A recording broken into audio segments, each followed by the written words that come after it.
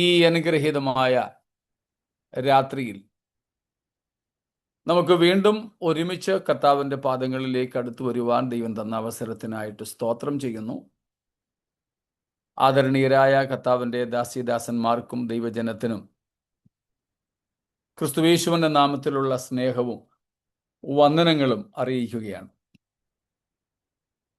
നാളിതുവരെ നമുക്ക് വേണ്ടതെല്ലാം തന്ന് നമ്മെ അനുഗ്രഹ സമൃദ്ധിയോടെ ദൈവം നടത്തിയതിനായി അവിടത്തേക്ക് സ്തോത്രം ചെയ്യുന്നു. നമ്മുടെ കൂട്ടത്തിൽ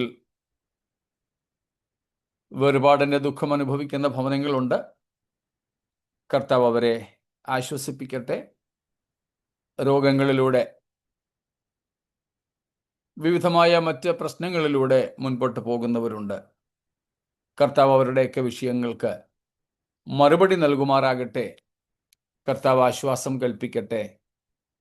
സൗഖ്യം വേണ്ടവർക്ക് സൗഖ്യം കൽപ്പിക്കട്ടെ എന്നൊക്കെ കർത്താവിനോട് പ്രാർത്ഥിക്കുന്നു. ദൈവത്തിന് സ്തോത്രം. നമ്മൾ പഠിച്ചുകൊണ്ടിരിക്കുന്ന ദൈവത്തിൻ്റെ വചനഭാഗത്തേക്ക് നമ്മുടെ ശ്രദ്ധയെ നാം കൊണ്ടുപോകുന്നു. നമുക്കൊരുമിച്ച് എബ്രായ ലേഖനം 2-ാമത്തെ അധ്യായം 1 മുതൽ 4 വരെയുള്ള വാക്യങ്ങളിലേക്ക് നമ്മുടെ ശ്രദ്ധയെ തിരിക്കാം. സ്തോത്രം. കർത്താവിനോട് നമുക്ക് ഇന്നും അടുത്തു വരേണ്ടതിനായിട്ട് ദൈവം അവസരങ്ങളെ നൽകിയതിൽ ഞാൻ ദൈവത്തിന് സ്തോത്രവും സ്തുതിയും അർപ്പിക്കുന്നു. ഒരിക്കൽ കൂടെ ഏവർക്കും വന്ദനങ്ങൾ നേർന്നുകൊണ്ട് നമ്മൾ ചിന്തിക്കുന്ന എബ്രായർ 2-ാം അധ്യായത്തിൻ്റെ ആദ്യ വാക്യങ്ങളിലേക്ക് പോകുന്നു. നമ്മൾ അവിടെ ശ്രദ്ധിച്ചു കൊണ്ടിരിക്കുന്നത് ഇത്ര വലിയ രക്ഷ എന്നുള്ളതാണ്. അതിൽ നാം ഇന്നലെ കണ്ടത് ഈ രക്ഷ, ഇത്ര വലിയ രക്ഷ എന്ന് പറയുവാനുള്ള 13-ാമത്തെ കാരണം അല്ലേ? 13 13-ാമത്തെ കാരണമായി നമ്മൾ കണ്ടത് ഇത് നിത്യരക്ഷ എന്നുള്ളതാണ്. സ്തോത്രം. ആ നിത്യരക്ഷ എന്ന് പറയുന്നതിന് നമ്മൾ അർത്ഥം കാണുകയുണ്ടായി. എന്നേക്കും നിലനിൽക്കുന്ന, ഒരിക്കലും മാറ്റുകുറയാത്ത, ഒരിക്കലും സാധുത കുറയാത്ത, സാധ്യത കുറയാത്ത രക്ഷ. സ്തോത്രം. Salvation, it's so great a salvation because it is eternal in nature.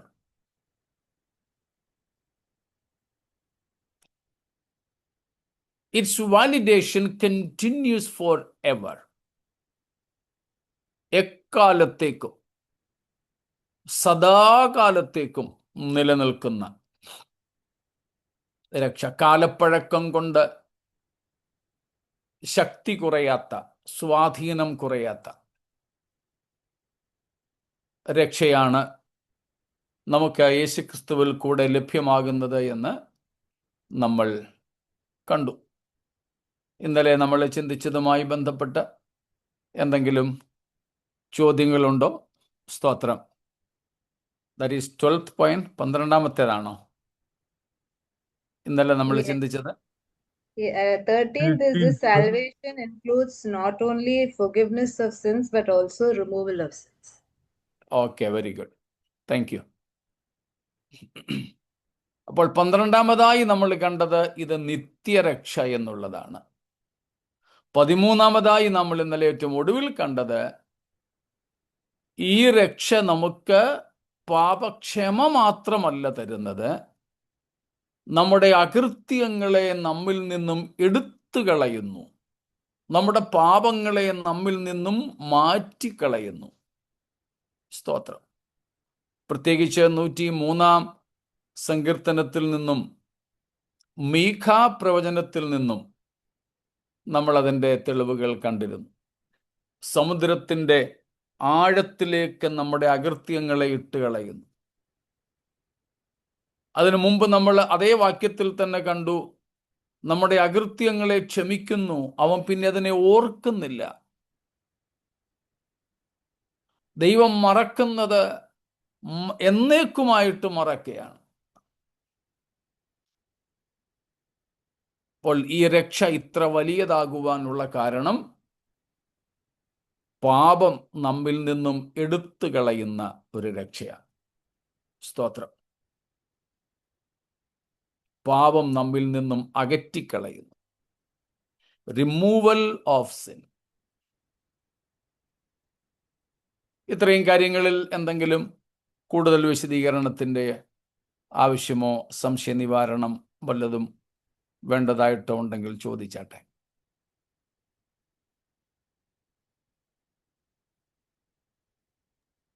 പാപം നമ്മളിൽ നിന്ന് കംപ്ലീറ്റ് ആയിട്ട് റിമൂവൽ ചെയ്യുന്നത് പറഞ്ഞാൽ ദാറ്റ് മീൻസ് ഇപ്പോൾ നമ്മുടെ ചിലപ്പോൾ കേട്ടിട്ടുണ്ട് സ്വല്പം പാപം നമ്മുടെ ശരീരത്തിൽ ഹമേശ ഉണ്ടായിരിക്കുമെന്ന്. അത് ഇല്ല.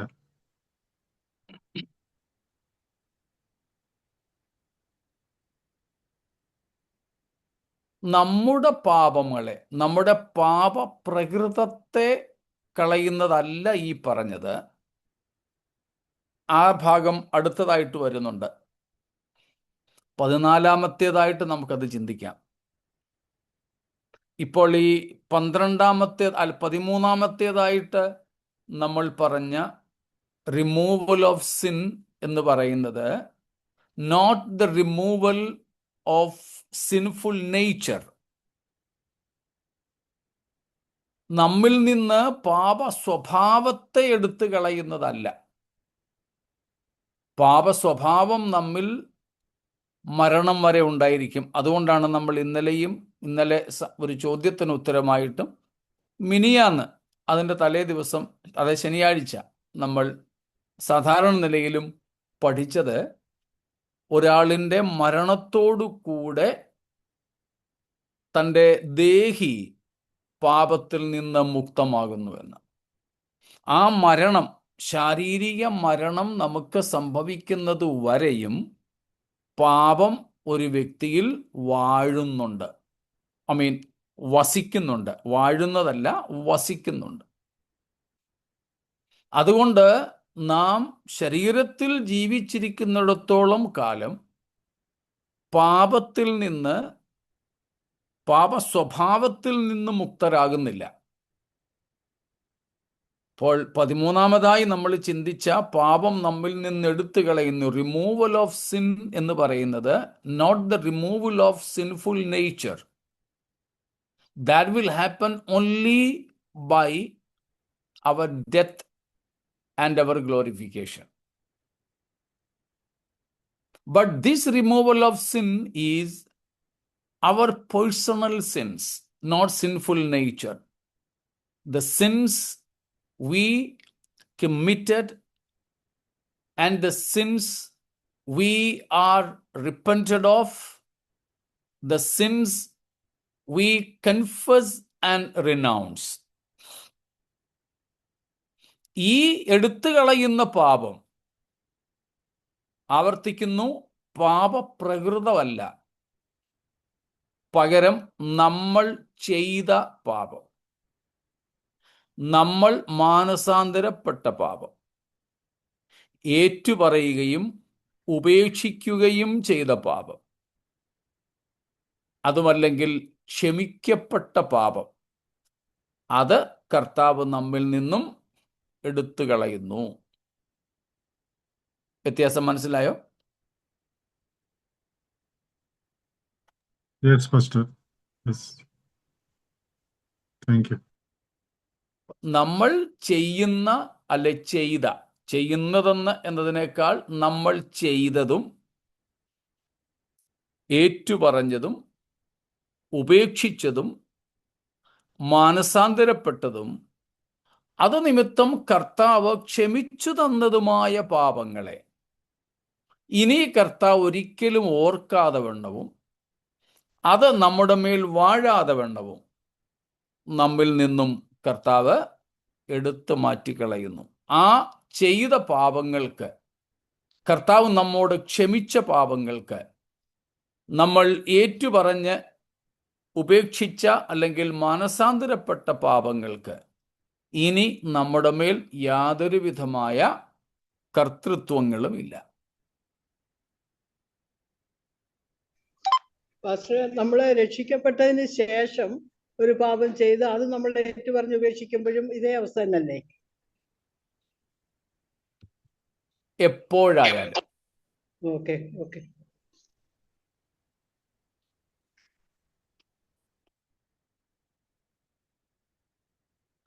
ഇന്നലെ ഇതേ ചോദ്യം നമ്മുടെ ക്ലാസ്സിന് ശേഷം ഞങ്ങൾ ഇങ്ങനെ സംസാരിച്ചുകൊണ്ടിരുന്നപ്പോൾ ഉണ്ടായി. നമ്മൾ രക്ഷിക്കപ്പെട്ടു, പാപങ്ങളെ ഏറ്റുപറഞ്ഞു ഉപേക്ഷിച്ചു. പക്ഷേ പാപപ്രകൃതം നമ്മിൽ കിടക്കുന്നത് കൊണ്ട് മരിക്കുന്നതുവരെയും പാപത്തിൽ വീഴാനോ പാപം ചെയ്യാനോ ഉള്ള ഒരു പ്രവണതയും സാധ്യതയും നിലനിൽക്കുന്നു. ചിലപ്പോൾ അങ്ങനെ രക്ഷിക്കപ്പെട്ട ഒരുവനും പാപത്തിൽ വീണു എന്ന് വന്നേക്കാം, അവനിൽ പാപം സംഭവിച്ചു എന്ന് വന്നേക്കാം. പക്ഷേ നമ്മൾ 1 യോഹന്നാൻ 1-ാമത്തെ അധ്യായം 7-ാമത്തെ വാക്യം, 1 John 1:7, then 9, 7ഉം 9. അവൻ വെളിച്ചത്തിൽ ഇരിക്കുന്നത് പോലെ നാം വെളിച്ചത്തിൽ നടക്കുന്നുവെങ്കിൽ നമുക്ക് തമ്മിൽ കൂട്ടായ്മയുണ്ട്. അവന്റെ പുത്രനായ യേശുവിന്റെ രക്തം സകല പാപവും പോക്കി നമ്മെ ശുദ്ധീകരിക്കുന്നു. 9, നമ്മുടെ പാപങ്ങളെ ഏറ്റുപറയുന്നുവെങ്കിൽ അവൻ നമ്മോട് പാപങ്ങളെ ക്ഷമിച്ച് സകല അനീതിയും പോക്കി നമ്മെ ശുദ്ധീകരിക്കുവാൻ തക്കവണ്ണം വിശ്വസ്തനും നീതിമാനുമാകുന്നു. നാം പാപം ചെയ്തിട്ടില്ല. മതി. യേശുക്രിസ്തുവിന്റെ രക്തം സകല പാപവും പോക്കി നമ്മെ ശുദ്ധീകരിക്കുന്നു. നാം നമ്മുടെ പാപങ്ങളെ ഏറ്റുപറയുന്നുവെങ്കിൽ, നമ്മുടെ പാപങ്ങളെ ക്ഷമിക്കുവാൻ, നമ്മെ ശുദ്ധീകരിക്കുവാൻ നമ്മുടെ ദൈവം വിശ്വസ്തനും നീതിമാനുമാണ്. ഇത് നമുക്ക് വേണമെങ്കിൽ ആദ്യമായി മാനസാന്തരപ്പെടുന്നവരോടുള്ള ബന്ധത്തിൽ പറയാം. പക്ഷേ യോഹന്നാൻ ഇത് എഴുതുന്നത് പുറത്തുള്ളവർക്കല്ല, അകത്തുള്ളവർക്കാണ്. അതുകൊണ്ട് ഇത് രക്ഷിക്കപ്പെട്ടവരോട് തന്നെയുള്ള സന്ദേശമാണ്. കുറെ കൂടെ വ്യക്തതയോടെ നമുക്ക് 2-ന്റെ 1-ാമത്തെ വാക്യം വായിച്ചാൽ കാണാം. 1 യോഹന്നാൻ 2:1. എന്റെ കുഞ്ഞുങ്ങളെ, നിങ്ങൾ പാപം ചെയ്യാതിരിപ്പാൻ ഞാൻ ഇത് നിങ്ങൾക്ക് എഴുതുന്നു. ഒരുത്തൻ പാപം ചെയ്തു എങ്കിലോ നീതിമാനായ യേശുക്രിസ്തു എന്ന കാര്യസ്ഥൻ നമുക്ക് പിതാവിന്റെ അടുക്കലുണ്ട്. അവൻ നമ്മുടെ പാപങ്ങൾക്ക് പ്രായശ്ചിത്തമാകുന്നു. നമ്മുടേതിന് മാത്രമല്ല സർവ്വലോകത്തിന്റെ പാപത്തിനും തന്നെ. സ്തോത്രം. പാപം ചെയ്യാതിരിപ്പാനാണ് ഞാൻ എഴുതുന്നത്. ഇനി അഥവാ പാപം അങ്ങ് വന്നുപോയെങ്കിലോ എന്നർത്ഥത്തില. പാപം വന്നുപോയെങ്കിലോ, ഏതെങ്കിലും കാരണവശാൽ ഒരു വിശ്വാസി പാപം ചെയ്തു പോയെങ്കിലോ, അതുകൊണ്ട് കഥയെല്ലാം തീർന്നു എന്ന് കരുതരുത്. അവിടെ പരിശുദ്ധാത്മാവ് രേഖപ്പെടുത്തിയിരിക്കുന്നു, കർത്താവായ യേശുക്രിസ്തു എന്ന ഒരു കാര്യസ്ഥൻ, എന്ന ഒരു വക്കീൽ നമുക്ക് പിതാവിൻ്റെ സന്നിധാനത്തിങ്കലുണ്ട്. അവൻ നമ്മുടെ പാപങ്ങൾക്ക് പ്രായശ്ചിത്തമാകുന്നു. നമ്മുടേതിന് മാത്രമല്ല സകല ലോകത്തിൻ്റെ പാപത്തിനും യേശുക്രിസ്തു പ്രായശ്ചിത്തമാണ്. അതുകൊണ്ട് രക്ഷിക്കപ്പെട്ട ഒരാൾ അബദ്ധവശാൽ എങ്ങനെയെങ്കിലും ഒരു പാപം അവനിൽ സംഭവിച്ചാൽ അവനത് ഏറ്റുപറയുകയും ഉപേക്ഷിക്കുകയും ചെയ്താലും ഇത് തന്നെയാണ് സംഭവിക്കുന്നത്. കർത്താവ് ആ പാപത്തെ അവനിൽ നിന്ന് എടുത്തു കളയുന്നു. ഇപ്പൊ രക്ഷിക്കപ്പെടുന്നതിന് മുമ്പുള്ള പാപങ്ങളെ കർത്താവ് കണക്കിടുന്നില്ല.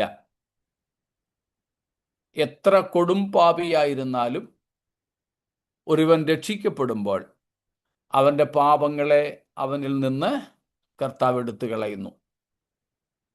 അതാണ് നാം അപ്പോസ്തല പ്രവൃത്തികൾ 17:30 വാക്യത്തിൽ വായിക്കുന്നത്. ആക്ട്സ് 17:30 പൗലോസ് പ്രസംഗിക്കുന്നു. എന്നാൽ അറിയായ്മയുടെ കാലങ്ങളെ വായിച്ചു. അല്ലേ? അത് തന്നെ. എന്നാൽ അറിയായ്മയുടെ കാലങ്ങളിൽ ദൈവം ലക്ഷ്യമാക്കാതെ ഇപ്പോൾ എല്ലായിടത്തും എല്ലാവരും മാനസാന്തരപ്പെടണമെന്ന് മനുഷ്യരോട് കൽപ്പിക്കുന്നു. അറിയായ്മയുടെ കാലങ്ങളെ ദൈവം ലക്ഷ്യമാക്കാതെ എന്ന് വെച്ചാൽ കണക്കാക്കുന്നില്ല. മാനസാന്തരത്തിന് മുൻപുള്ള പാപങ്ങളെ മാനസാന്തരപ്പെടുന്ന സമയത്ത് ഈ പറഞ്ഞതുപോലെ ക്ഷമിക്കുകയും അകറ്റുകയും ചെയ്യുന്നു. പിന്നെ അതിനെ കർത്താവ് ഓർക്കുന്നില്ല. രക്ഷിക്കപ്പെട്ട ശേഷമുള്ള കാര്യങ്ങളാണ് യോഹന്നാനിൽ നമ്മൾ വായിച്ചത്. അതുകൊണ്ട് യാതൊരു വ്യക്തിയും കർത്താവിൻ്റെ സന്നിധിയിലേക്ക് വരുമ്പോൾ ജെനുവിനായിട്ട് മാനസാന്തരപ്പെടുകയാണെങ്കിൽ, ആത്മാർത്ഥമായി സത്യസന്ധമായി മാനസാന്തരപ്പെടുകയാണെങ്കിൽ, വെറുതെ വാഗോണ്ടേറ്റു പറയുന്ന കാര്യമല്ല, കമ്മിറ്റ് ആൻഡ് കൺഫസ് എന്ന ഒരു രീതിയുമല്ല. നമ്മുടെ കർത്താവ് കരുണാമയന, അതുകൊണ്ട് സാരമില്ല, ഇപ്പം നമുക്കങ്ങ് ചെയ്യാം, പിന്നെ പോയിട്ടൊന്ന് ക്ഷമ ചോദിച്ചാൽ മതി എന്ന നിലപാടിലല്ല.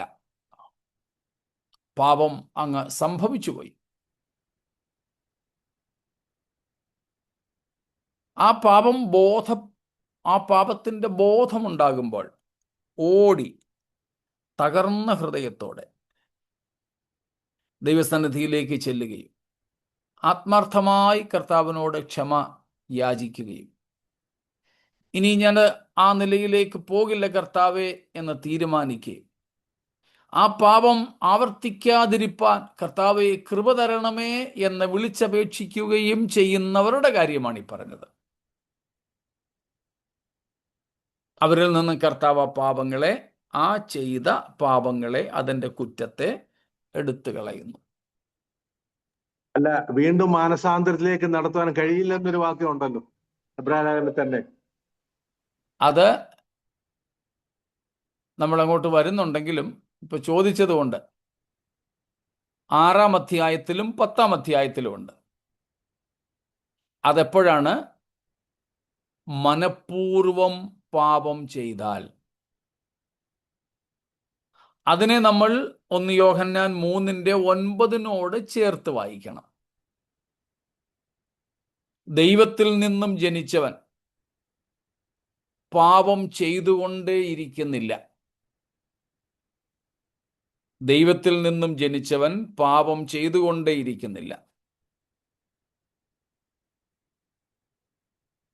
അവന് അത് സാധ്യമല്ല. കാരണം ദൈവത്തിൻ്റെ വിത്ത് അവനിൽ ഉണ്ട്, അല്ലെങ്കിൽ അവനിൽ വസിക്കുന്നു. ഒരു ഹിന്ദി വേർഷനിൽ ഇങ്ങനെ കൊടുത്തിരിക്കുന്നത്, परमेश्वर से उत्पन्न कोई भी व्यक्ति पाप में लीन नहीं रहता, क्योंकि परमेश्वर का मूल तत्व उसमें बना रहता है। उसमें पाप करते रहने की क्षमता नहीं रह जाती, क्योंकि वो परमेश्वर से उत्पन्न हुआ है. നമ്മുടെ മലയാളത്തിൽ ഇതിനേക്കാൾ കുറെ കൂടെ അർത്ഥം മനസ്സിലാകുന്നത് പോലെയാണ് ഈ ഹിന്ദി വേർഷനിൽ കൊടുത്തിരിക്കുന്നത്. അതിൽ പറയുന്നത്, ദൈവത്തിൽ നിന്നും ജനിച്ച ഒരു വ്യക്തിക്ക് പാപത്തിൽ രസിച്ചുകൊണ്ട് അതിൽ തുടരുവാൻ സാധ്യമല്ല. ദൈവത്തിൽ നിന്നും ജനിച്ച ഒരു വ്യക്തി മനഃപൂർവം പാപം ചെയ്യുന്നില്ല. ഇനി അവൻ ഏതെങ്കിലും കാരണവശാൽ പാപത്തിൽ അകപ്പെട്ടാലും പാപത്തിനൊരു സുഖമുണ്ടല്ലോ. പാപത്തിനൊരു തൽക്കാല ഭോഗം. എബ്രായർ 11:24 വായിക്കുന്നുണ്ട്, പാപത്തിൻ തൽക്കാല ഭോഗം. അപ്പം പാപത്തിനൊരു താൽക്കാലിക സുഖമുണ്ട്. നമ്മളതിനെ സ്വീറ്റ് ഇച്ചിങ്ങിനോടൊക്കെ, വളരെ സുഖകരമായ ചൊറിച്ചിലിനോടൊക്കെ ഉപമിച്ച് പഠിച്ചിട്ടുണ്ട്. ആ സുഖകരമായ ഒരു തരത്തിലെ പാപത്തിൻ്റെ ആസ്വാദനം ഒരു രക്ഷിക്കപ്പെട്ട ദൈവ പൈതലിന് സാധ്യമല്ല. അവൻ പാപം അഥവാ ചെയ്താൽ പോലും ഒന്ന് ആസ്വദിച്ച് ചെയ്യാൻ അവന് കഴിയില്ല, ഒരു ലോകമനുഷ്യൻ ചെയ്യുന്നത് പോലെ. കാരണം ദൈവത്തിൻ്റെ മൂലതത്വം, മലയാളത്തിൽ അതിന് ബീജം അല്ലെങ്കിൽ വിത്ത് എന്ന് കാണുന്നു, അഥവാ ദൈവത്തിൻ്റെ വചനം, ദൈവത്തിൻ്റെ ജീൻ എന്ന് പറയാം. ദൈവത്തിൻ്റെ മൂൽ തത്വ എന്ന ഇവിടെ കൊടുത്തിരിക്കുന്നത് ഹിന്ദിയിൽ മൂൽ തത്വ, ജീൻ അവനിലുള്ളത് കൊണ്ട് അവന് പാപത്തിൽ തുടരുവാൻ സാധ്യമേ അല്ല, അതിനുള്ള ക്ഷമതയില്ലെന്ന്. അവൻ ദൈവത്തിൽ നിന്നും ജനിച്ചവനാകുന്നത് കൊണ്ട് പാപം ചെയ്തുകൊണ്ടേ ഇരിക്കുവാനുള്ള കഴിവ് അവനില്ല.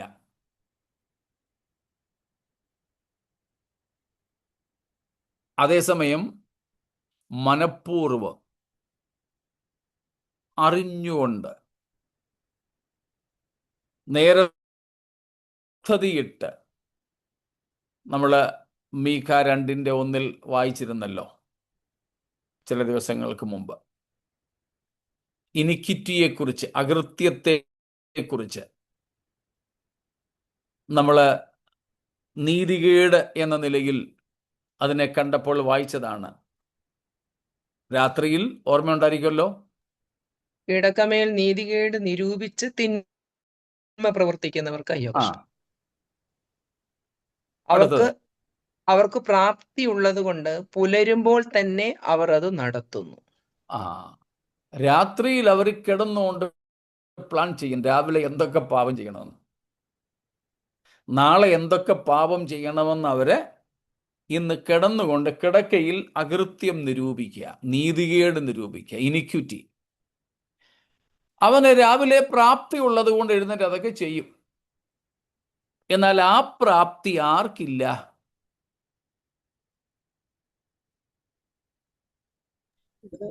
ദൈവത്തിൽ നിന്ന് ജനിച്ചവന്.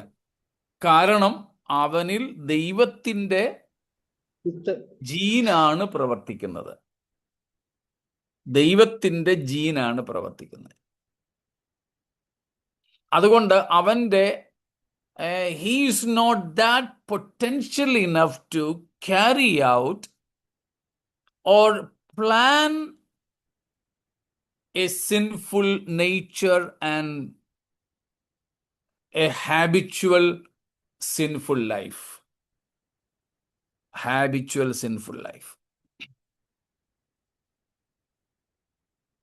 ദൈവത്തിൻ്റെ വചനം ഒരുവനിൽ ഉണ്ടെങ്കിൽ ആ വചനം പാപത്തിൽ തുടരാനും മനഃപൂർവം പാപം ചെയ്തുകൊണ്ടേ ഇരിക്കുവാനുമുള്ള ഒരുവന്റെ കഴിവിനെ നഷ്ടപ്പെടുത്തുന്നു. അവൻ അതുകൊണ്ട് മനഃപൂർവം പാപം ചെയ്യാൻ പറ്റില്ല. എന്നാൽ ഇതിനെ അവഗണിച്ചുകൊണ്ട്, ഈ ആത്മാവിനോട് മനഃപൂർവം മത്സരിച്ചുകൊണ്ട് ദൈവത്തോട് മനഃപൂർവം ശഠിച്ചുകൊണ്ട് മാറി നിന്ന് വേണമെങ്കിൽ പാപം ചെയ്യാം. അങ്ങനെ ഉള്ളവരെയാണ് കർത്താവിങ്കിലേക്ക് മടക്കി വരുത്തുവാൻ പ്രയാസമാണെന്ന് എബ്രായർ 6-ാം അധ്യായത്തിലും 10-ാമത്തെ അധ്യായത്തിലും പറയുന്നത്, മനഃപൂർവം പാപം ചെയ്യുന്നവരെ. അതുകൊണ്ടാണ് മുമ്പൊരു പ്രയോഗം പറഞ്ഞത്, കമ്മിറ്റ് ആൻഡ് കൺഫസ് പ്രാക്ടീസ് ചെയ്യാത്തവർ, അവരെ സംബന്ധിച്ചാണ് കർത്താവ് പാപം ക്ഷമിക്കുന്ന കാര്യവും നമ്മിൽ നിന്നും അകറ്റുന്ന കാര്യവും പറഞ്ഞത്.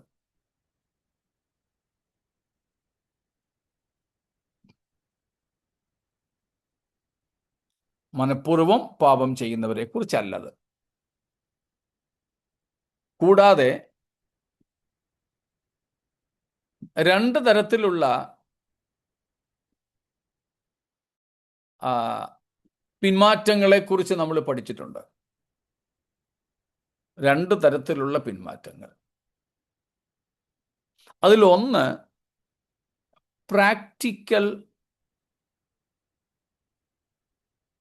ബാക്ക് സ്ലൈഡിങ് ആണെങ്കിൽ, വേറൊന്ന് ഡോക്ട്രൈനൽ ബാക്ക് സ്ലൈഡിങ്. ഒന്ന് പ്രായോഗിക ജീവിതത്തിൽ വരുന്ന പിന്മാറ്റമുണ്ട്, മറ്റൊന്ന് ഉപദേശരൂപത്തിൽ വരുന്ന പിന്മാറ്റമുണ്ട്. ഇതിലേതാ ഭീകരം? പിന്മാറ്റം രണ്ടും ഭീകരമാണ്. കൂടുതൽ ഭീകരമായിട്ടുള്ളത് ഉപദേശമായിരിക്കും. ഉപദേശപരമാണ്. യെസ്, ആ ഉപദേശപരമെന്ന് പറയുന്നതും റിജക്റ്റിംഗ് ദ സൗണ്ട് ഡോക്ട്രിൻ, പഥ്യോപദേശത്തെ തള്ളിക്കളയുന്ന, വിശേഷിച്ച് ക്രിസ്തുവിനെ നിഷേധിക്കുന്ന, ഇന്നത്തെ ആധുനിക ഭാഷയിൽ പറഞ്ഞാൽ തിയോളജിക്കൽ ഇറേഴ്സ്, ഉപദേശപരമായ ദൈവശാസ്ത്രപരമായ തെറ്റുകൾ. അതുമെല്ലാം ഈ 1 യോഹന്നാൻ എടുത്തു പറയുന്നുണ്ട്. അങ്ങനെ ഉള്ളവരെയാണ് വിശേഷാൽ ഈ മനഃപൂർവമായി പാപം ചെയ്ത് മടങ്ങി വരാനൊക്കാത്ത അവസ്ഥയിലേക്ക് പോകുമെന്ന് പറഞ്ഞിരിക്കുന്നത്. കൾട്ടിക് ഉപദേശങ്ങളിൽ ചെന്നുപെടുന്ന പലരുമുണ്ട്. അങ്ങനെ ഉപദേശപരമായിട്ട് പിന്മാറിപ്പോകുന്നവരെ തിരികെ കൊണ്ടുവരിക ഓൾമോസ്റ്റ് ഇമ്പോസിബിൾ. എന്നാൽ ഉപദേശ വിഷയത്തിൽ ഒരു തെറ്റും വരാതെ ജീവിതത്തിൽ എന്തെങ്കിലും പിശകുണ്ടാകുന്നവരുണ്ട്. അതിൽ വളരെ ഒരു ചെറിയ ശതമാനം മാത്രമേ അതങ്ങ് ആസ്വദിക്കത്തക്കതുപോലെ അതിലേക്ക് അങ്ങ് വീണു പോകുന്നുള്ളൂ. മറ്റുള്ളവരുടെ മനസ്സിൽ എപ്പോഴും ആ സംഘർഷമുണ്ട്. അവർ മടങ്ങി വരാൻ ആഗ്രഹിക്കുന്നവരാണ്. ചിലപ്പോൾ ആ ഒഴുക്കിൽപ്പെട്ട് കാലുറയ്ക്കാതെ അങ്ങ് പോകുന്നു. അതല്ല, അങ്ങനെയുള്ളവരെ കർത്താവ് കൈവിടാതെ എങ്ങനെയെങ്കിലും ദൈവത്തിങ്കിലേക്ക് മടക്കി വരുത്തുക പതിവാണ്.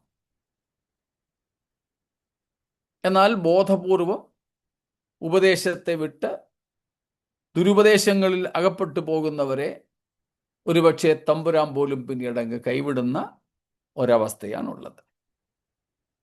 അതാണ് അവിടെ പറയുന്ന അങ്ങനെയുള്ളവരെ മടക്കി വരുത്താൻ പ്രയാസം എന്നത്.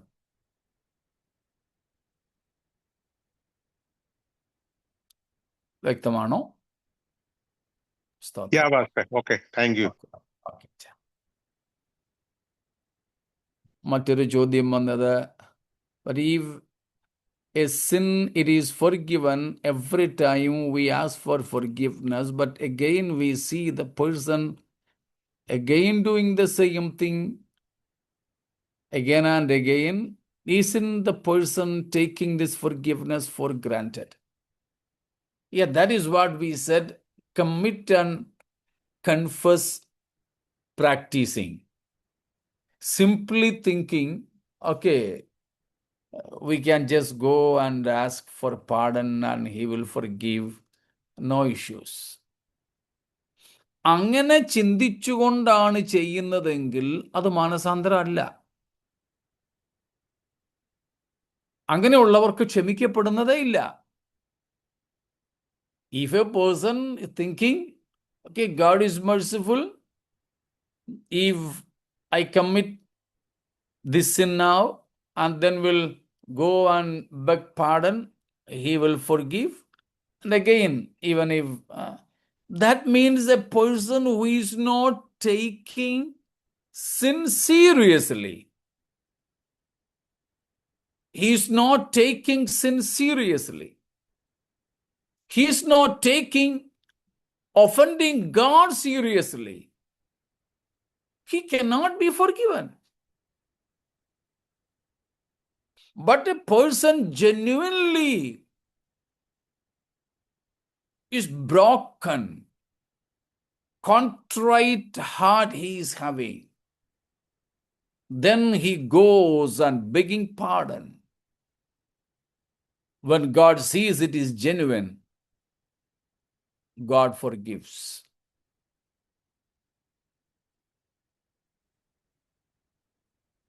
ഇനി അങ്ങനെയുള്ളവൻ പിന്നെയും ഒരു പാപത്തിൽ അകപ്പെട്ടു. പാപം ചെയ്തു എന്നല്ല നമ്മൾ പറയുന്നത്, പാപത്തിൽ അവൻ അങ്ങ് അകപ്പെടുക, ആഗ്രഹിക്കാതെ നേരത്തെ ചിന്തിച്ച് ഒരു ഇത് ചെയ്യാമെന്നും പറഞ്ഞു പോയി ചെയ്യുന്നതല്ലാതെ അത് കർത്താവ് ക്ഷമിക്കും. എന്നാൽ മനഃപൂർവ്വം സാരമില്ല, കർത്താവിനോട് ഏറ്റു പറഞ്ഞാൽ മതി, അതുകൊണ്ട് പാപം വല്ലതും വന്നാലും കുഴപ്പമില്ല, ഇതങ്ങ് ചെയ്യാം എന്ന് പറഞ്ഞുള്ളവനോട് കർത്താവ് ക്ഷമിക്കുന്നതേയില്ല. അതുകൊണ്ട് അവൻ പിന്നെയും ക്ഷമിച്ചു പാപം ചെയ്തു എന്നൊരു ചോദ്യം അവിടെ വരുന്നില്ല. Only those who will be forgiven, who will genuinely admit his failures and draws near to God in true repentance. യഥാർത്ഥ മാനസാന്തരത്തിലൂടെ കർത്താവിങ്കിലേക്ക് വരുന്നവരെ മാത്രമേ കർത്താവ് ഈ നിലയിൽ ക്ഷമിക്കുന്നുള്ളൂ. ഓക്കെ, ഇത്രയും കാര്യങ്ങൾ വ്യക്തമാണല്ലോ.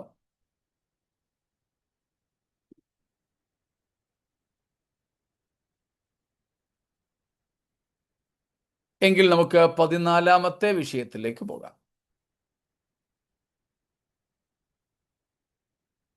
14-ാമത്തെ വിഷയം, അതിപ്പോൾ നമ്മൾ ചിന്തിച്ചുകൊണ്ടിരുന്നത് പോലെ നമുക്കതിനെ നോക്കാൻ സാധിക്കുന്നത്, ദിസ് ഈസ് ഗ്രേറ്റ് സാൽവേഷൻ. ഈ രക്ഷ ഇത്ര വലിയതായിരിക്കുന്നു. അതിനുള്ള 14-ാമത്തെ കാരണമാണ് സ്തോത്രം. This salvation includes salvation from sin.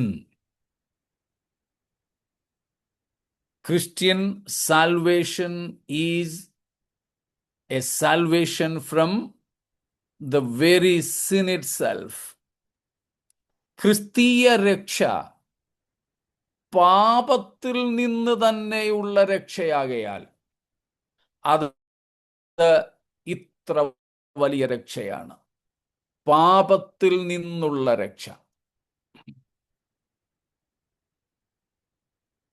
നമ്മുടെ ഇടയിൽ ആ ഭാഗവും അധികം ഊന്നിപ്പറഞ്ഞ് ഞാൻ കേട്ടിട്ടില്ല. ചുരുക്കം ചിലരൊക്കെ ആ ഭാഗം ഊന്നിപ്പറയാറുണ്ട്. എന്നാൽ പൊതുവെ ആ ഭാഗം ഊന്നിപ്പറയാറില്ല.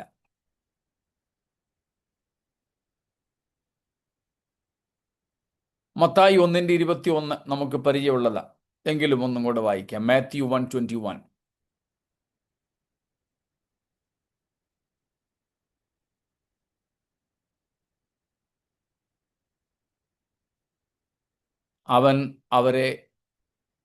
അവൾ ഒരു മകനെ പ്രസവിക്കും, അവൻ തന്റെ ജനത്തെ അവരുടെ പാപങ്ങളിൽ നിന്ന് രക്ഷിപ്പാനിരിക്കൊണ്ട് നീ അവന് യേശു എന്ന് പേരിടണം. മറിയയോട് ദൂതൻ പറയുന്ന ഈ കാര്യങ്ങൾ നമുക്ക് വിശദീകരണം കൂടാതെ അറിയാം.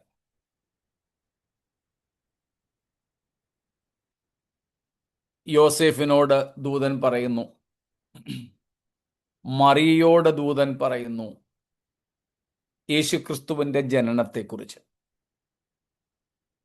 അപ്പോൾ ഇവിടെ ഗബ്രിയേൽ പറയുകയാണ്, അവൾ മറിയ ഒരു മകനെ പ്രസവിക്കും, അവന് യേശു എന്ന് പേരിടണം. കാരണം അവൻ തൻ്റെ ജനത്തെ അവരുടെ പാപങ്ങളിൽ നിന്ന് രക്ഷിപ്പാനിരിക്കുന്നു. അപ്പോൾ യേശു എന്ന പേരിന്റെ അർത്ഥം നമുക്ക് എല്ലാവർക്കും അറിയാം, രക്ഷകൻ. Jesus, the name Jesus means savior. Savior from what? Savior from sin itself. യേശു രക്ഷകൻ. എവിടെ നിന്നും രക്ഷിക്കുന്നവനാണ്?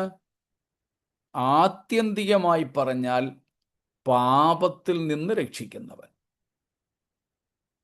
പാപത്തിൽ നിന്നുള്ള രക്ഷയാണ് ഈ രക്ഷയെ ഇത്ര വലിയ രക്ഷയാക്കുന്ന 14-ാമത്തെ ഘടകം. ഇന്നലെയും നമ്മൾ അതേപ്പറ്റി അല്പം പറഞ്ഞു. പാപം നിമിത്തം വഷളായിപ്പോയ ഈ ദേഹി പിശാചിന്റെ സ്വാധീനം നിമിത്തം ജഡത്തോടും ലോകത്തോടും പാപത്തോടുമാണ് പ്രതിപത്തി പുലർത്തുന്നത്, വിധേയത്വമുള്ളത്, കൂറ് കാണിക്കുന്നത്.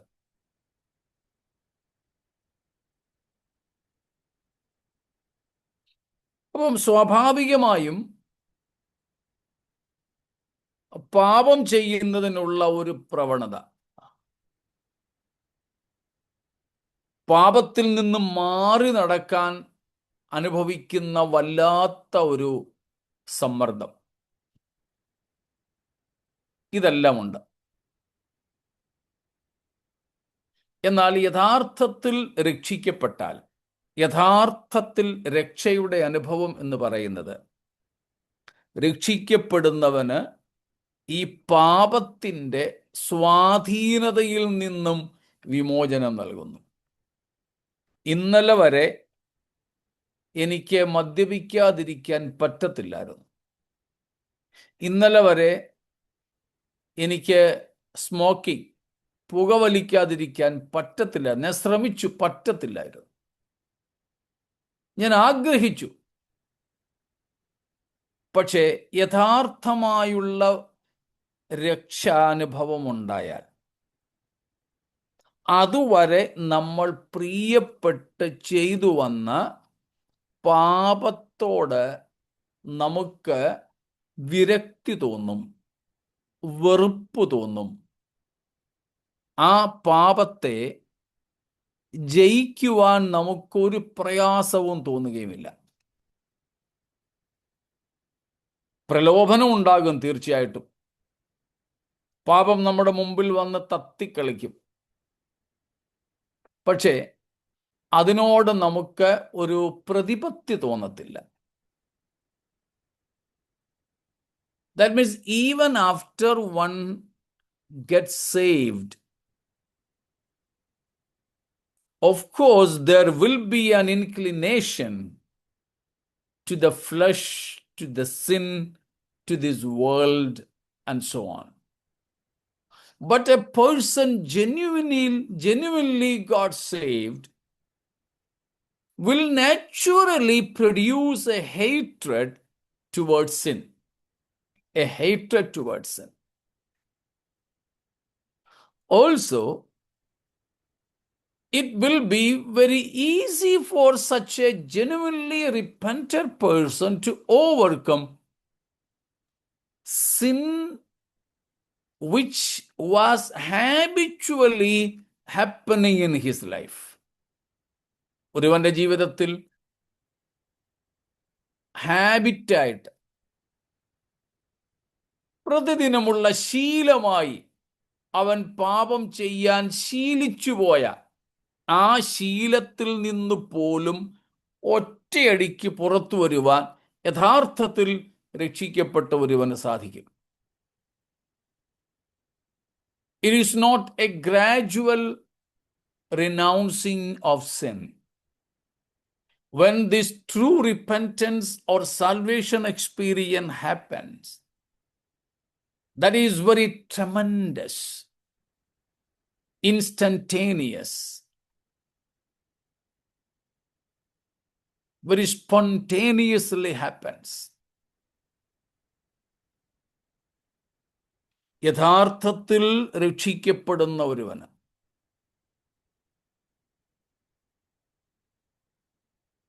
പാപം, അതുവരെ അവൻ ശീലിച്ചു വന്ന പാപം ചെയ്യാതിരിക്കുന്നതിനുള്ള ആന്തരികമായ ഒരു കരുത്ത് അവനിലുണ്ടാകും. അതുവരെ പാപത്തോട് നോ പറയാൻ ഒക്കത്തില്ലായിരുന്നു, അതിനുള്ള കരുത്തില്ലായിരുന്നു.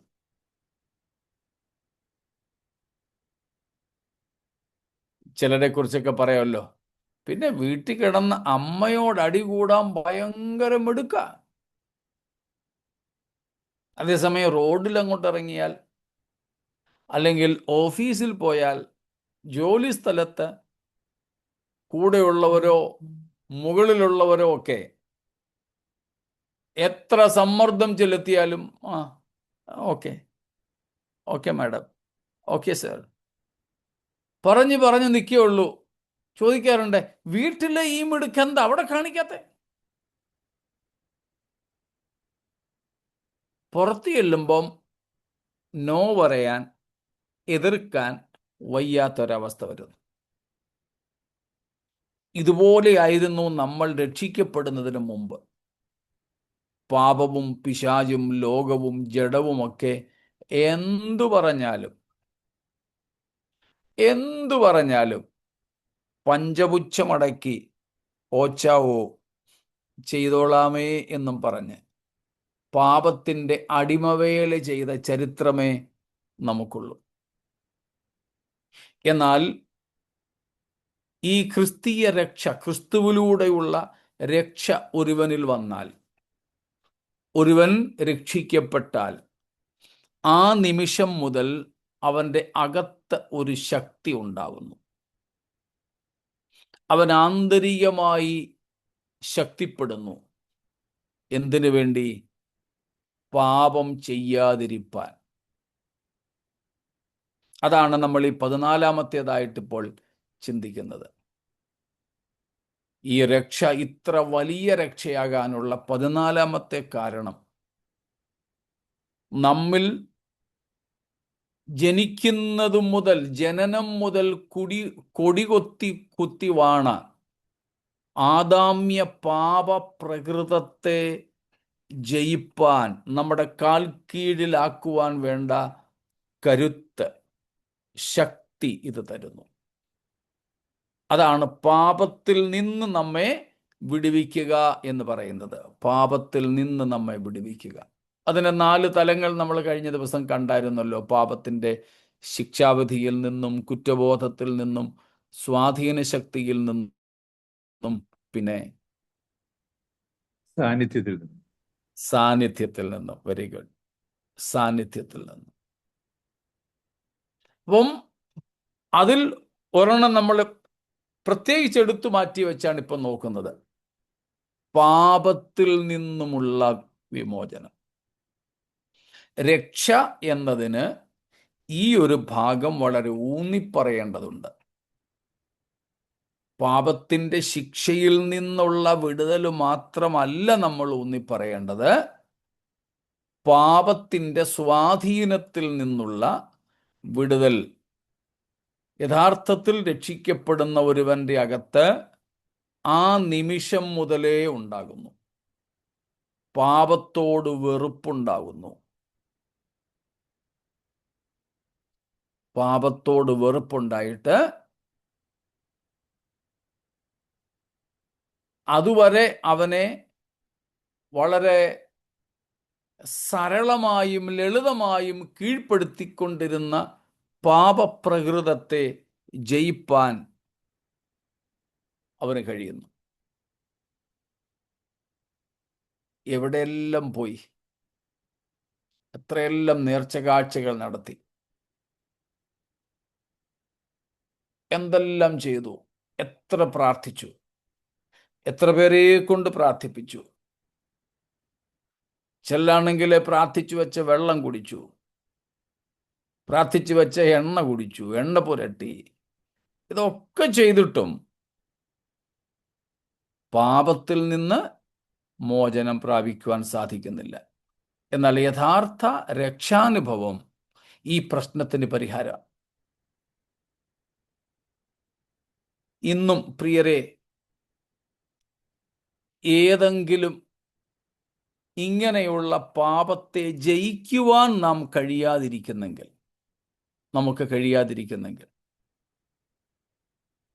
ഇന്ന് രാത്രി നമുക്ക് കർത്താവിനോട് നിലവിളിക്കാം. കർത്താവെ, യഥാർത്ഥമായും രക്ഷിക്കപ്പെട്ട അനുഭവത്തിലേക്ക് എന്നെ അങ്ങ് നയിക്കുമാറാകണമേ. സ്തോത്രം. ഇതാണ് 14-ാമത്തേത്. പാപത്തിൻ്റെ ശക്തിയിന്മേൽ നമുക്ക് ജയം നൽകുന്നു. അതിൻ്റെ ഒരു വിശദീകരണം നമുക്ക് റോമാലേഖനം 8-ാം അധ്യായത്തിൽ കാണാൻ പറ്റും. ഈ പാപത്തിൻ്റെ ശക്തിയിൽ നിന്നുള്ള വിമോചനത്തെക്കുറിച്ച്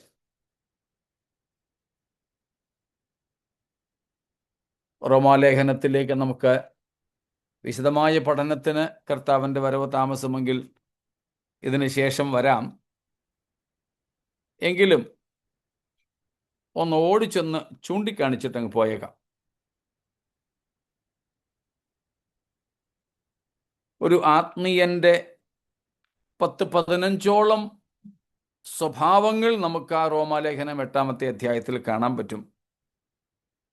എന്നാൽ അതെല്ലാം ഒന്നും എടുക്കുന്നില്ല. നമ്മളതിൻ്റെ 1 മുതൽക്ക് തന്നെ ഉണ്ട്. 1 തൊട്ട് ഏതാണ്ട് 9 വരെയുള്ള വാക്യങ്ങൾ നോക്കിയാൽ ഞാനൊന്ന് ഓടിച്ച് പറഞ്ഞു വിടാം. മലയാളത്തിലേതിൻ്റെ ക്രമത്തിനാണ് ഞാൻ പറയുന്നത്.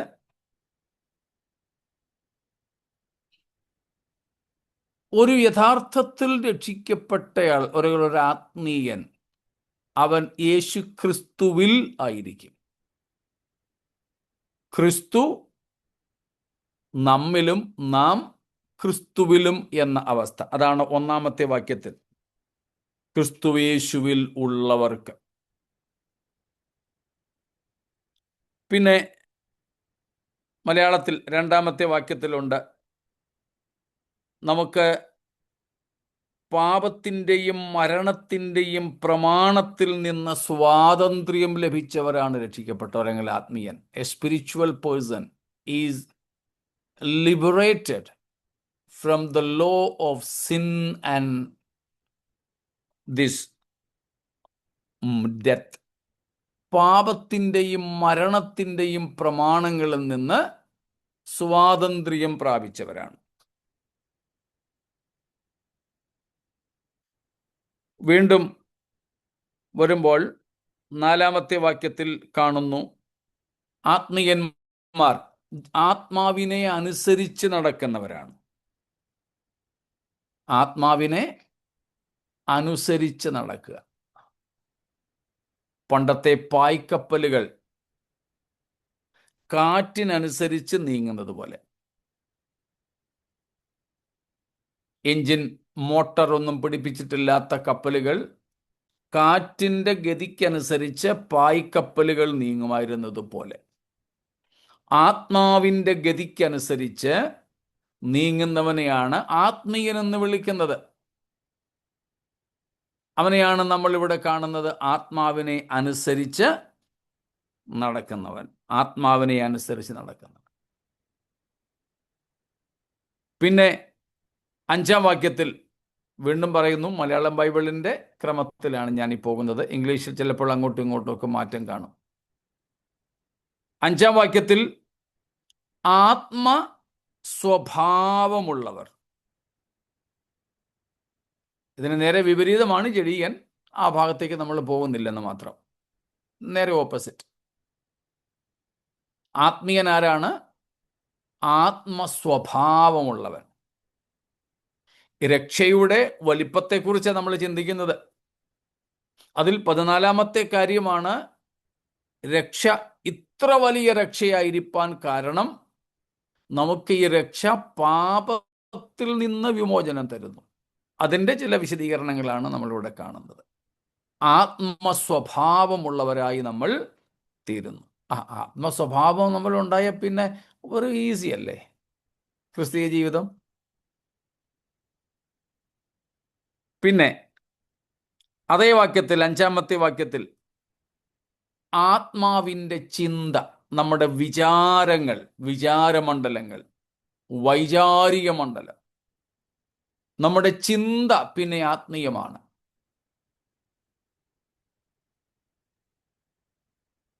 രക്ഷിക്കപ്പെടുമ്പോൾ തന്നെ ഈ മാറ്റങ്ങൾ നമ്മൾ സംഭവിക്കുന്നു. യഥാർത്ഥത്തിലെ രക്ഷാനുഭവം ഈ മാറ്റങ്ങൾ നമ്മൾ കൊണ്ടുവരുന്നു. ചിന്തകൾ, പിന്നെ ആ ചിന്തകളെക്കുറിച്ചുള്ള വിശദീകരണങ്ങൾ താഴെയുണ്ട്. 7-ാമത്തെ വാക്യത്തിൽ നാം കാണുന്നു, ആത്മാവിൻ്റെ ചിന്ത ദൈവത്തിന് കീഴ്പ്പെടുന്ന ചിന്തകളാണ്.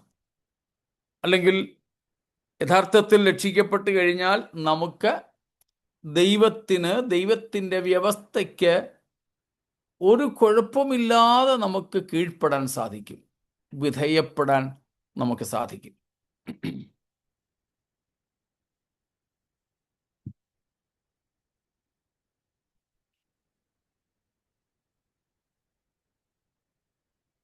പിന്നെ 8-ാമത്തെ വാക്യത്തിൽ ദൈവത്തെ പ്രസാദിപ്പിക്കുവാൻ നമുക്ക് സാധിക്കും.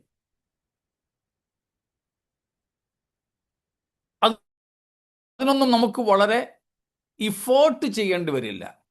നമുക്ക് അതിനു വേണ്ടിയിട്ട് കൂടുതൽ ബലപ്രയോഗമോ ഒന്നും നടത്തേണ്ടി വരില്ല. സ്വാഭാവികമായി നാം രക്ഷാനുഭവത്തിലേക്ക് യഥാർത്ഥത്തിൽ വന്നാൽ ഈ പറയപ്പെടുന്നതെല്ലാം വലിയ പരിശ്രമങ്ങൾ കൂടാതെ, വലിയ ബലപ്രയോഗം കൂടാതെ നമ്മൾ സ്വാഭാവികമായിട്ടും സംഭവിക്കും. രക്ഷ അത്രയ്ക്ക് മാറ്റം വരുത്തുന്നതാണ് രക്ഷ എന്ന് പറയുന്നത്, ഈ രക്ഷാനുഭവം. ഇപ്പോൾ നമുക്ക് ഒരുപക്ഷെ നമ്മൾ ചിന്തിക്കുമായിരിക്കും, ഇങ്ങനൊന്നുള്ള മാറ്റങ്ങൾ എന്നിൽ ഇതുവരെ ഉണ്ടായിട്ടില്ലല്ലോ എന്നല്ലേ.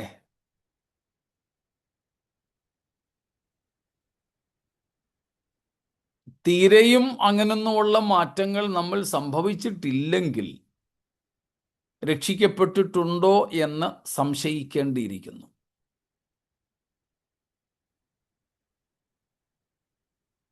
അങ്ങനെ സംശയം തോന്നുന്നെങ്കിൽ നമുക്ക് കർത്താവിനോടൊന്ന് നിലവിളിച്ചു പറയണം, കർത്താവേ, ഞാൻ ഇത്രയും നാളെ ചിന്തിച്ചിരുന്നത് ഞാൻ രക്ഷിക്കപ്പെട്ടു എന്നാ.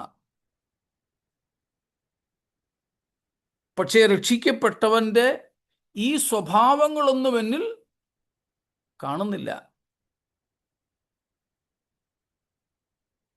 അതുകൊണ്ടൊരു സംശയം, ഞാൻ രക്ഷിക്കപ്പെട്ടുപോയെന്ന്. അതുകൊണ്ട് എന്നിൽ ഇങ്ങനെയുള്ള ഒരു യഥാർത്ഥ രക്ഷാനുഭവം ഒന്നുണ്ടാകാൻ അങ്ങ് കനിയണമേ, അങ്ങനെ രക്ഷിക്കണമേ എന്ന് നമുക്ക് ദൈവത്തോടൊന്ന് കരഞ്ഞ ഉള്ളം നൊന്ത് പറയണം. പരസ്യമായിട്ട് പറയാൻ ഒന്നും ഞാൻ പറയുന്നില്ല, നമുക്ക് രഹസ്യമായിട്ടത് ചെയ്യണം. നമ്മുടെ ഉള്ളിൽ അതിനുള്ള ഒരു ഞരക്കം വേണം. a spiritual person will ever experience that groaning from within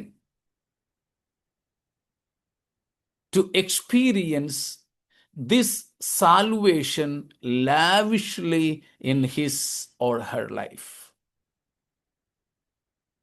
ഈ രക്ഷയുടെ അനുഭവം പൂർണ്ണമായി തൻ്റെ ജീവിതത്തിൽ അനുഭവിക്കുവാൻ ഒരു യഥാർത്ഥ ഭക്തന്റെ ഉള്ളിൽ വല്ലാത്ത ഒരു ഞരക്കം ഉണ്ടായിരിക്കും.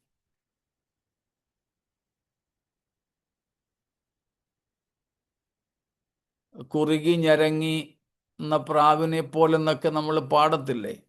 സത്യത്തിൽ എന്തിനാ ഈ കുറുക്കവും ഞരക്കവും ഒക്കെ? ഈ രക്ഷാനുഭവം നമ്മിൽ പൂർണ്ണതയോടെ ഒന്ന് വെളിപ്പെടാനാണ്. അതിൻ്റെ അർത്ഥം രക്ഷിക്കപ്പെട്ടവൻ പിന്നെ പാപം ചെയ്യത്തില്ലെന്നും തെറ്റായ ഒരു ചിന്ത അവനിൽ വരത്തില്ലെന്നൊന്നുമല്ല. ആ ചിന്തകളൊക്കെ ഉണ്ടാകുമ്പോഴും അതിനെ വളരെ സരളമായി നമുക്ക് കീഴ്പ്പെടുത്താൻ കഴിയുമെന്നുള്ളതാണ്.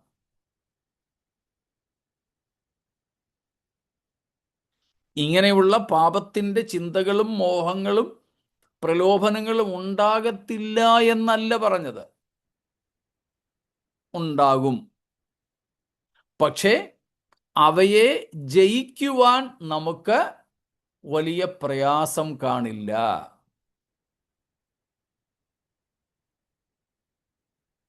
പക്ഷെ ഇന്നോ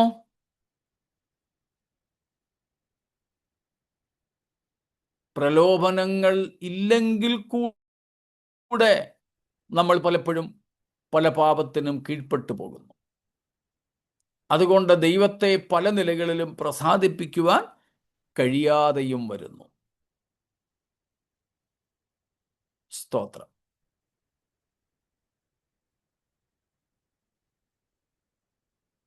അതുണ്ടാകരുത്.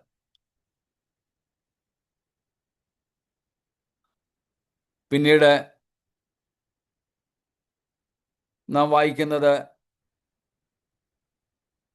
അതിന് തൊട്ട് താഴെ വായിക്കുന്നത് ദൈവാത്മവാസം ഒരാത്മീയനിലുണ്ടെന്നുള്ളതാണ്. അതായത് രക്ഷിക്കപ്പെട്ട, ഇവിടെ ആത്മീയൻ എന്ന് പറയുന്നു നമ്മുടെ വിഷയത്തോടനുബന്ധിച്ച് രക്ഷിക്കപ്പെട്ട ഒരുവനിൽ പരിശുദ്ധാത്മവാസം ഉണ്ട്. പരിശുദ്ധാത്മാവ് നമ്മിൽ വസിക്കുന്നെങ്കിൽ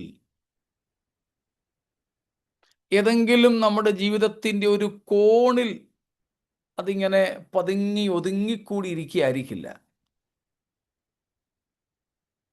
ആ നമ്മിൽ വസിക്കുന്ന പരിശുദ്ധാത്മാവ് വാടകക്കാരനായിട്ടും വിരുന്നുകാരനായിട്ടും ആയിരിക്കില്ല അവർ താമസിക്കുന്നത്. ഈ ഗൃഹത്തിൻ്റെ അധികാരിയായിട്ടായിരിക്കും, കുടുംബനാഥനായിട്ടായിരിക്കും. നമ്മെ അത് പൂർണ്ണമായും നിറയ്ക്കും. നമ്മുടെ ജീവിതത്തിൻ്റെ സമസ്ത മേഖലകളിലേക്കും ഈ ആത്മവാസം വ്യാപിക്കും.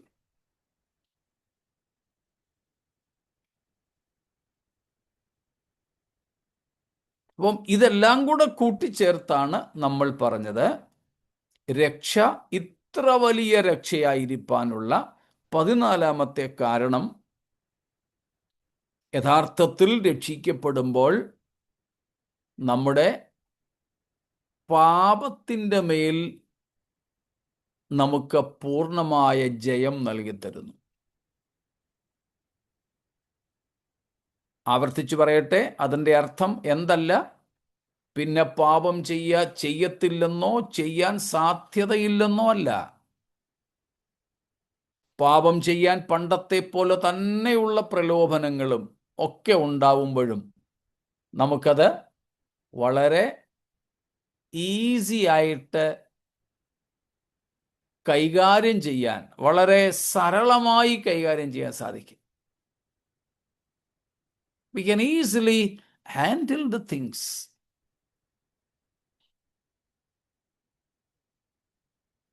This salvation enables us to handle every temptation very tangibly and overcome them easily. പണ്ട് സാധിക്കാതിരുന്ന പ്രലോഭനങ്ങളെ ജയിക്കുവാൻ, വളരെ സരളമായിട്ട് ജയിക്കുവാൻ ഈ രക്ഷയുടെ അനുഭവം നമുക്ക് കൃപ തരുന്നു. ലോകത്തെ അതിശക്തന്മാർ പോലും പാപത്തിൻ്റെ മുമ്പിൽ പരാജിതരായി നിൽക്കുന്നു, കുമ്പിട്ട് നിൽക്കുന്നു. എന്നാൽ അങ്ങനെയൊന്നുമുള്ള കഴിവുകൾ പ്രത്യേകിച്ചില്ലാത്ത നാം രക്ഷിക്കപ്പെട്ടു, കർത്താവ് നമ്മെ രക്ഷിച്ചു എന്നുള്ള കാരണത്താൽ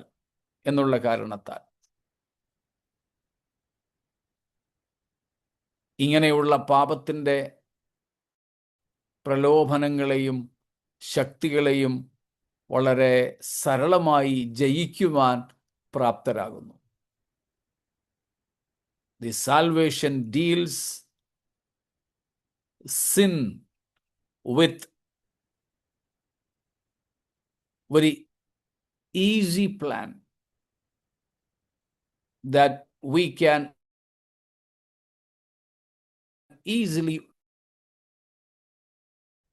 severe, terrible temptation. പാപത്തിൻ്റെ എത്ര തീവ്രതയേറിയ പരിശോധനയെയും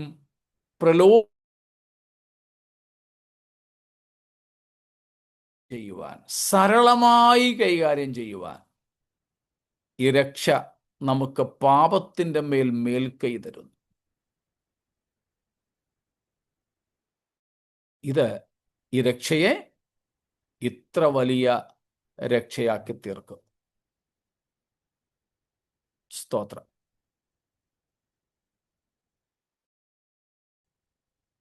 അപ്പം 13ഉം 14ഉം തമ്മിലുള്ള വ്യത്യാസവും മനസ്സിലായല്ലോ. ഈ പാപപ്രകൃതം അല്ലെങ്കിൽ പാപ സ്വഭാവം, പാപത്തോടുള്ള വിധേയത്വം നമുക്ക് ജീവനുള്ള കാലത്തോളം ഉണ്ടാവും. ഈ ജഡം ഉള്ളിടത്തോളം, ഈ ശരീരം ഉള്ളിടത്തോളം ആ പാപം നമ്മിൽ വസിക്കും. പക്ഷേ അത് നമ്മിൽ വാഴാതെ കാക്കുവാൻ വേണ്ട കരുത്ത് നമുക്ക് തരും. 13ാമത്തേതാണെങ്കിൽ നമ്മൾ ചെയ്ത നമ്മുടെ വ്യക്തിപരമായ പാപങ്ങളെ നമ്മിൽ നിന്നും എടുത്തു മാറ്റുമ്പോൾ, 14ാമത്തേത് നമ്മിൽ കുടികൊള്ളുന്ന പാപത്തെ നിയന്ത്രിച്ച് നമ്മുടെ കാൽ കീഴിൽ നിർത്താനും അതിന്മേൽ ക്രിസ്തു നിമിത്തം പരിശുദ്ധാത്മാവിൻ്റെ ശക്തി കൊണ്ട്, വചനത്തിൻ്റെ പ്രകാശനം കൊണ്ട്, പ്രത്യാശ കൊണ്ട് ജയം വരിക്കുവാനും നമ്മെ സഹായിക്കുന്നു. ഇത്രയും വ്യക്തമാണോ?